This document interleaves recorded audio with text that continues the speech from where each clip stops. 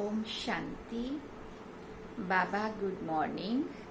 आज बाबा के 15 अक्टूबर 2020 के महावाक्य हैं।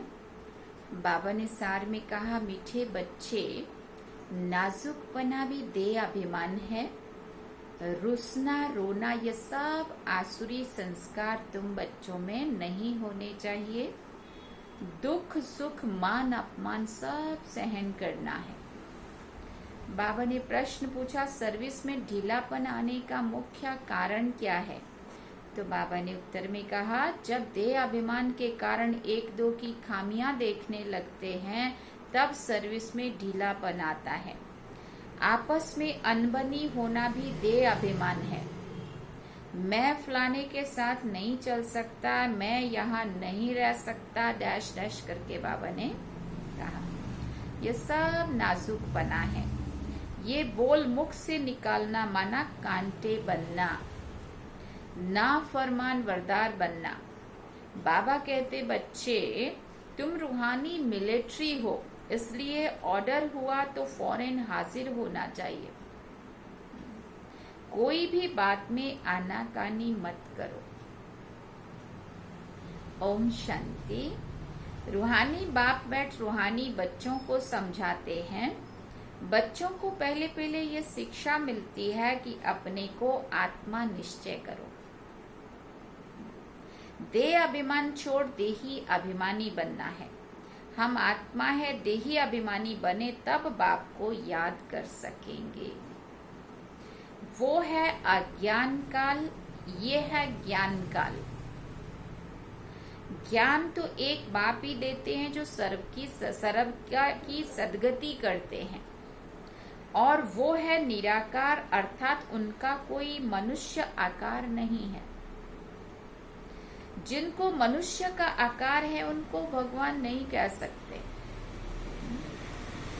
अब आत्माएं तो सब निराकारी ही हैं, परंतु देह अभिमान में आने से अपने को भूल गए हैं।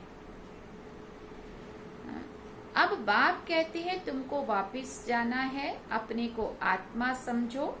आत्मा समझ बाप को याद करो, तब जन्म जन्मांतर के पाप भस्म होंगे और कोई उपाय नहीं है। आत्मा ही पतित, आत्मा ही पावन बनती है। बाप ने समझाया है, पावन आत्माएं हैं सत्युग त्रेता में। पतित आत्मा फिर रावण राज्य में बनती है। सीढ़ी में समझाया जाता है, जो पावन थे वो अभी पतित बने हैं। 5000 वर्ष पहले तुम सब आत्माएं शांति धाम में पावन थी। उसको कहा ही जाता है निर्वाण धाम। फिर कलयुग में पतित बने हैं तब चिल्लाते हैं, क्या कहते हैं? हे पतित पावन आओ। बाबा समझाते हैं, बच्चे मैं जो तुमको ज्ञान दे रहा हूँ पतित से पावन होने का, वो सिर्फ मैं ही देता हूँ, जो फिर प्राय लोप हो जाता है। अब ये बात कोई भी मनुष्य आत्मा नहीं बोल सकती है। बाप को ही आकर सुनाना पड़ता है ना। यहाँ मनुष्यों ने अथाह शास्त्र बनाए हैं। सतयुग में कोई शास्त्र होता ही नहीं है। वहाँ भक्ति मार्ग रिंचक भी नहीं है। अभी बाप कहते हैं तुम मेरे द्वारा ही पतित से पावन बन सकते हो। पावन दुनिया जरूर बननी ही है। फिर बाबा ने कहा, मैं तो बच्चों को ही आकर राजयोग सिखाता हूँ, दैवी गुण भी धारण करने हैं। फिर बाबा ने कहा, रूसना रोना ये सब आसुरी स्वभाव हैं, ये दैवी गुण नहीं है। बाप कहते हैं दुख सुख मान अपमान सब बच्चों को सहन करना है। नाजुकपना नहीं। मैं फलाने स्थान पर नहीं रह सकती हूँ, ये भी नाजुकपना है। इनका स्वभाव ऐसा है, ये ऐसा है, ये वैसा है, ये कुछ भी रहना ही नहीं चाहिए। मुख से सदैव फूल ही निकले, कांटा नहीं निकलना चाहिए। कितने बच्चों के मुख से कांटे बहुत निकलते हैं, बाबा देखते हैं क्या क्या बोल रहे होते हैं। किसी को गुस्सा करना भी कांटा है। एक दो में बच्चों की अनबनी बहुत होती है। देह अभिमान होने के कारण एक दो की खामियां देखते खुद में अनेक प्रकार की खामियां रह जाती हैं। दूसरों की हम चेकिंग करने में लगे रहते हैं और अपने में क्या क्या अवगुण है वो नहीं देखते, इसलिए फिर सर्विस ढीली पड़ जाती है। बाबा समझाते हैं ये भी ड्रामा अनुसार होता है। सुधरना भी तो है ना। फिर बाबा ने कहा मिलिट्री के लोग जब लड़ाई में जाते हैं तो उनका काम ही है दुश्मन से लड़ना। फ्लड्स होती हैं व कुछ हंगामा हुआ तो भी बहुत मिलिट्री को ही बुलाते हैं। फिर मिलिट्री के लोग मजदूरों आदि का काम भी करने लग पड़ते हैं। कहीं बाढ़ आता है, कहीं अर्थक्वेक होता है, वो कितना वो लोग जा जाके अपने जान को भी जोखिम में डाल के हेल्प कर रहे होते उन लोगों को बचाने में। हाँ, तो बाबा ने कहा फिर उनको बुलाते। गवर्नमेंट मिलिट्री को ऑर्डर करती है ये सारी मिट्टी भरो, अगर कोई ना आया तो गोली के मुंह में, उनके लिए ऑर्डर होता है। गवर्नमेंट का ऑर्डर मानना ही पड़े। बाप कहते तुम भी सर्विस के लिए बंधे हुए हो। बाप जहां भी सर्विस पर जाने के लिए बोले झट हाजिर होना चाहिए। एग्जाम्पल किसका दिया? मिलिट्री वालों का। नहीं माना तो मिलिट्री नहीं कहेंगे, वो फिर दिल पर नहीं चढ़ते हैं। तुम बाप के मददगार हो सबको पैगाम देने में। अब समझो कहाँ बड़ा म्यूजियम खोलते हैं, कहते हैं 10 माइल दूर है, सर्विस पर तो जाना पड़े ना। खर्चे का ख्याल थोड़ी करना है। बड़े से बड़ी गवर्नमेंट बेहद के बाप का ऑर्डर मिलता है, जिसका राइट हैंड फिर धर्मराज भी है। उनकी श्रीमत पर ना चलने से गिर पड़ते हैं। श्रीमत कहती है अपनी आंखों को सिविल बनाओ। काम पर जीत पाने की हिम्मत रखनी चाहिए ना। बाबा का हुक्म है, अगर हम नहीं मानेंगे तो एकदम चकनाचूर हो जाएंगे। 21 जन्मों की राजाई में रौला पड़ जाएगा। बाप कहते हैं मुझे बच्चों बिगर तो कभी कोई जान ना सके। कलप पहले वाले ही आहिस्ते आहिस्ते निकलते रहेंगे। जो कलप पहले बाबा के बच्चे बने होंगे, जिन्होंने ये ज्ञान समझा होगा, बाबा कहते हो फिर से आते रहेंगे। ये है बिल्कुल नई नई बातें। ये है गीता का युग, परंतु शास्त्रों में इस संगम युग का वर्णन नहीं है। गीता को ही द्वापर में ले गए हैं, लेकिन जब राजयोग सिखाया तो जरूर संगम होगा ना। परंतु किसी की भी बुद्धि में ये बातें नहीं है। अभी तुम्हें जो ज्ञान का नशा चढ़ा हुआ है, मनुष्यों को है भक्ति मार्ग का नशा। कहते हैं भगवान भी आ जाए तो भी हम भक्ति नहीं छोड़ेंगे। अब भक्ति कर किसके लिए रहे हैं? भगवान को पाने के लिए। और फिर कहते हैं भगवान भी आ जाए तो भी हम भक्ति नहीं छोड़ेंगे। वो समझते हैं हम भगवान को प्यार कर रहे हैं, मतलब उनको पुकार रहे हैं। ये उत्थान और पतन की सीढ़ी बहुत अच्छी है, तो भी मनुष्यों की आंखें नहीं खुलती है। माया के नशे में एकदम चकनाचूर है। ज्ञान का नशा बहुत देरी से चढ़ता है। पहले तो दैवी गुण भी चाहिए। बाप का कोई भी ऑर्डर हुआ तो उसमें आनाकानी नहीं करनी है। मैं ये नहीं कर सकता हूँ, इसको कहा जाता है ना फरमान बरदार। श्रीमत मिलती है ऐसा ऐसा करना है तो समझना चाहिए कि शिव बाबा की श्रेष्ठ मत है। वो है ही सदगति दाता। दाता कभी उल्टी मत नहीं देंगे। बाप कहते मैं इनके बहुत जन्मों के अंत में प्रवेश करता हूँ। इनसे भी देखो लक्ष्मी नारायण ऊंच चली जाती है। इससे भी देखो लक्ष्मी ऊंच चली जाती है। गायन भी है, फीमेल को आगे रखा जाता है। पहले लक्ष्मी फिर नारायण, यथा राजा रानी तथा प्रजा हो जाती है। तुमको भी ऐसा श्रेष्ठ बनना है। इस समय तो सारी दुनिया में रावण राज्य है। सभी कहते हैं राम राज्य चाहिए। ये अब है संगम युग। जब इन लक्ष्मी नारायण का राज्य था तो रावण राज्य नहीं था।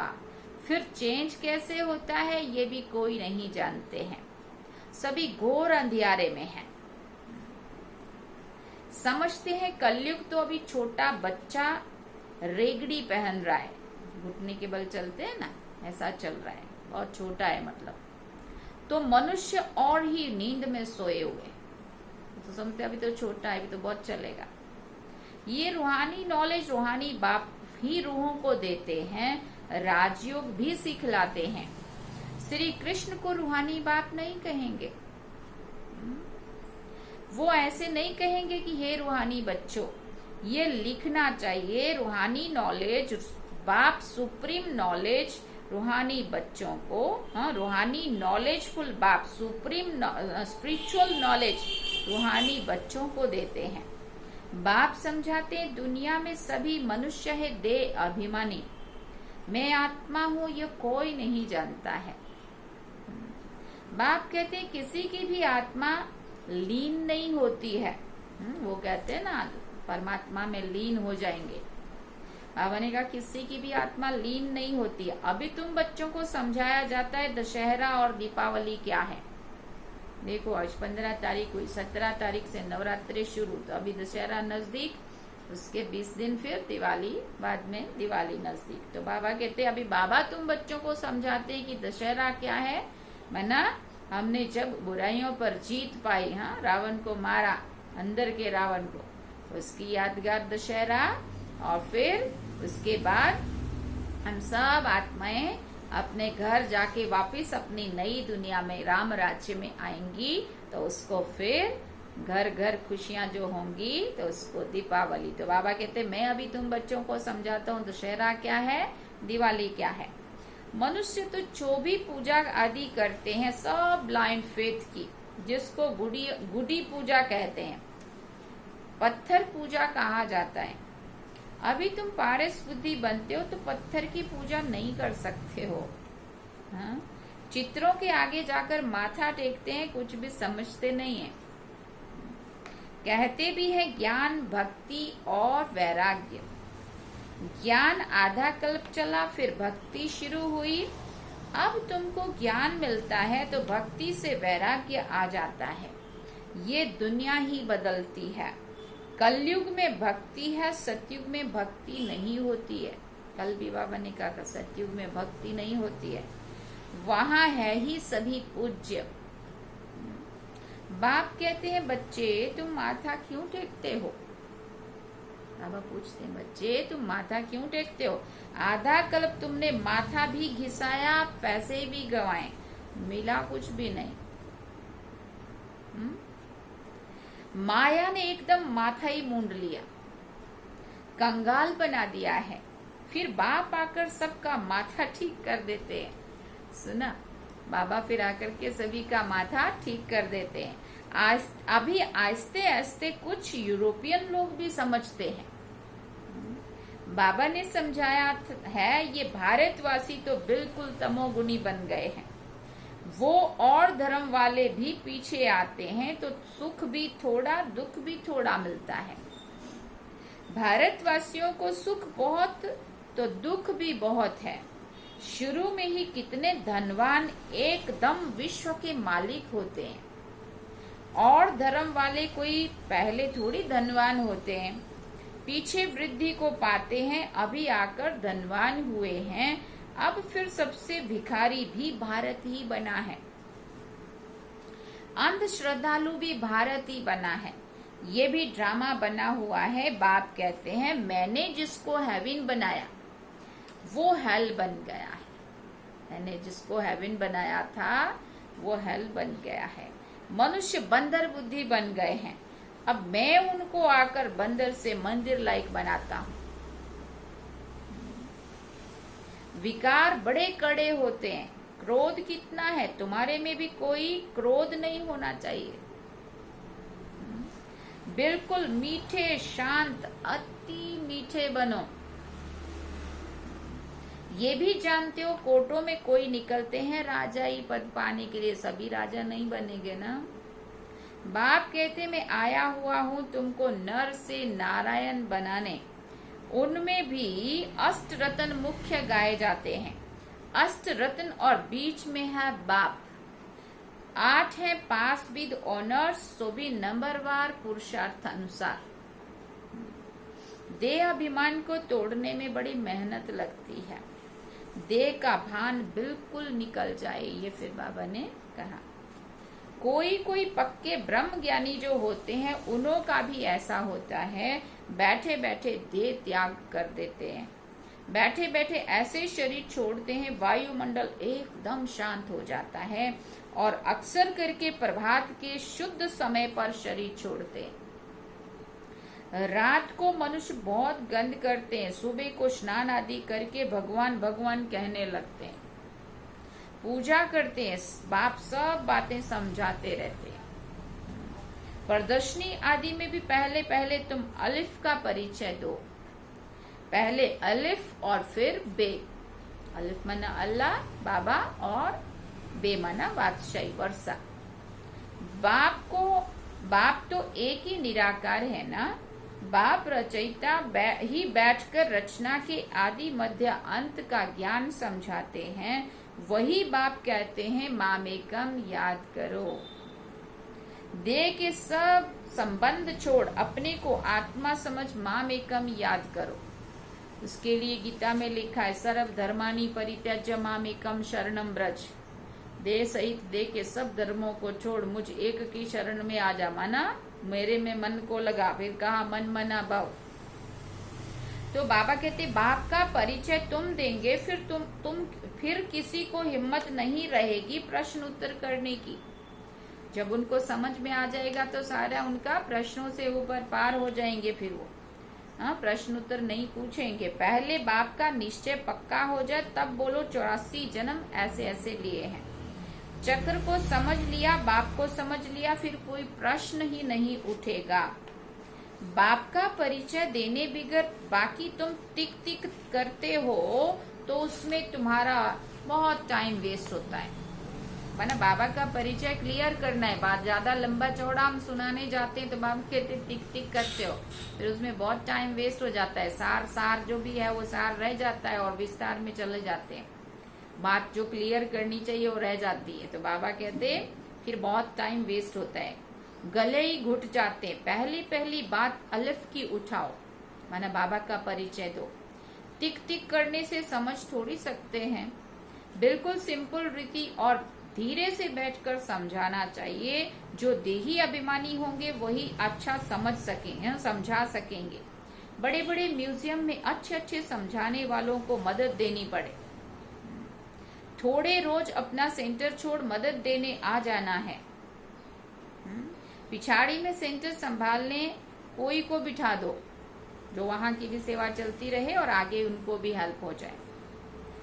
अगर गद्दी संभालने लायक कोई को आप समान नहीं बनाया है तो बाप समझेंगे तुम कोई काम के ही नहीं है, सर्विस नहीं की है।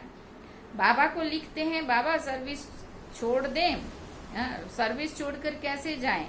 अरे बाबा हुक्म करते फलानी जगह प्रदर्शनी है, सर्विस पर जाओ। अगर गद्दी लायक किसी को नहीं बनाया है तो तुम किस काम के? समझा रहा है बाबा। कि अगर हम कहें कि बाबा फिर पीछे कौन संभालेगा, तो बाबा कहते इतना भी कोई तैयार नहीं किया जो मुरली भी सुना सके, पीछे से संभाल सके, तो तुम किस काम के हुए? बाबा ने हुक्म किया झट भागना चाहिए। महारथी ब्राह्मणी उनको कहा जाता है, बाकी तो सब हैं घोड़े सवार प्यादे। और हम क्या समझते हैं, अपने सेंटर पे जहाँ बाबा ने बिठाया बस वहां से हिलना ही नहीं है, वहीं की वहीं सेवा करनी है, उसकी को हम सेवा समझते हैं। लेकिन जहाँ जरूरत, जब जरूरत हो और वहां जाके आप मदद कर रहे हो और पीछे कोई संभालने वाला आप तैयार करके जाते हो तो वहां की भी सेवा हो रही है, आगे वालों को भी मदद हो रही है। तो बाबा वो चाहते हैं। बाकी तो सब हैं घोड़े सवार प्यादे, सबको सर्विस में मदद देनी है। इतने वर्ष में तुमने किसी को आप समान नहीं बनाया है तो क्या करते थे? पूछ रहे हैं बाबा। इतने समय से मैसेंजर नहीं बनाया है जो सेंटर संभाले। कैसे कैसे मनुष्य आते हैं जिनसे बात करने का भी अकल चाहिए। मुरली भी जरूर रोज पढ़नी है अथवा सुननी है। मुरली नहीं पढ़ी गोया अब्सेंट पड़ गई। तुम बच्चों को सारे विश्व पर घेराव डालना है। तुम सारे विश्व की सेवा करते हो ना। पतित दुनिया को पावन बनाना ये घेराव डालना है ना। सभी को मुक्ति जीवन मुक्ति धाम का रास्ता बताना है, दुख से छुड़ाना है। इतना कह के बाबा ने मुरली पूरी की। अच्छा, मीठे मीठे सिकिल दे बच्चों प्रति माता पिता बाप दादा का याद प्यार और गुड मॉर्निंग। रूहानी बाप की रूहानी बच्चों को नमस्ते। हम रूहानी बच्चों की रूहानी माता पिता बाप दादा को दिलवा चांद सिकवा प्रेम से याद प्यार गुड मॉर्निंग नमस्ते। थैंक्स बाबा जी। अब धारणा के लिए मुख्य सार है। पहला पॉइंट, बहुत मीठे शांत अति मीठे स्वभाव का बनना है। आज बाबा ने बार बार अंडरलाइन कराया है इस बात को। बहुत मीठे शांत अति मीठे स्वभाव का बनना है। कभी भी क्रोध नहीं करना है। अपनी आंखों को बहुत बहुत सिविल बनाना है। दूसरी बात, बाबा जो हुक्म करे उसमें उसे फौरन मानना है। सारे विश्व को पतित से पावन बनाने की सेवा करनी है, अर्थात घेराव डालना है। फिर वरदान में बाबा ने कहा, अपने महत्व व कर्तव्य को जानने वाले सदा जागती ज्योत भव। अपने महत्व व कर्तव्य को जानने वाले सदा जागती ज्योत भव। आप बच्चे जग की ज्योति हो। आपके परिवर्तन से विश्व का परिवर्तन होना है। इसलिए बीती सो बीती कर अपने महत्व व कर्तव्य को जानकर सदा जागती ज्योत बनो। आप सेकंड में स्व परिवर्तन से विश्व परिवर्तन कर सकते हो। सिर्फ प्रैक्टिस करो। अभी अभी कर्म योगी, अभी अभी कर्मातीत स्टेज। जैसे आपकी रचना कछुआ सेकंड में अब सब अंग समेट लेता है, ऐसे आप मास्टर रचता समेटने की शक्ति के आधार से सेकंड में सर्व संकल्पों को समाकर एक संकल्प में स्थित हो जाओ। स्लोगन में बाबा ने कहा, लवलीन स्थिति का अनुभव करने के लिए स्मृति विस्मृति की युद्ध समाप्त करो। लवलीन स्थिति का अनुभव करने के लिए